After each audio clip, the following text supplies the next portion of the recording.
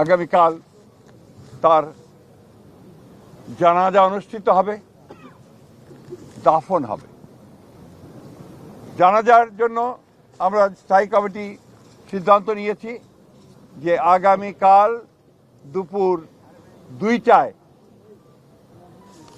Parliament ভবনের দক্ষিণ প্লাজায় যে মাঠ এবং বাণিজ্য অ্যাভিনিউ এই পুরো অংশ জুড়ে আমাদের নেত্রীর জানাজা অনুষ্ঠিত হবে। এই জানাজা পড়াবেন আমাদের জাতীয় মসজিদের খতিব অর্থাৎ বাইতুল মুকাররমের খতিব। আর এই জানাজায় যে সঞ্চালন করবেন পুরো বিষয়টাকে যিনি সঞ্চালন করবেন তিনি হচ্ছে আমাদের জাতীয় স্থায়ী কমিটির সদস্য জনাব নজরুল ইসলাম খান।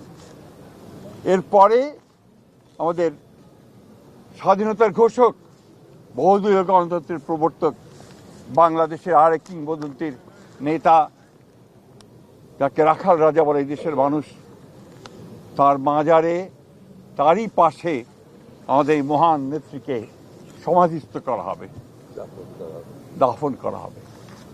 আমরা সবাই অত্যন্ত শৃঙ্খলার সঙ্গে এই জানাজায় অংশগ্রহণ করব এবং যে শৃঙ্খলার মধ্যে কথা বলা হবে আমি বাংলাদেশের সকল স্তরের মানুষের কাছে অনুরোধ জানাবো আপনারা সেই শৃঙ্খলা মেনে অত্যন্ত সুশৃঙ্খলভাবে জানাজা পড়বেন এবং তারপরে তাকে দাফনের অংশগ্রহণ করবে, যাদের দায়িত্ব তারাই অংশগ্রহণ করবেন।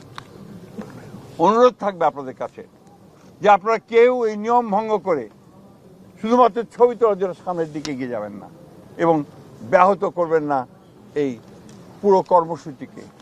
আপনাদের আমরা বিশ্বাস করি দেশনেত্রীর প্রতি আপনাদের যে সম্মান, যে শ্রদ্ধা, সেটাকে অটুট রাখার জন্য আপনারা সেই শৃঙ্খলা রক্ষা করবেন এবং সর্বাত্মকভাবে সহযোগিতা করবেন এই জানাজা দাফন কার্য সুচারুরূপে।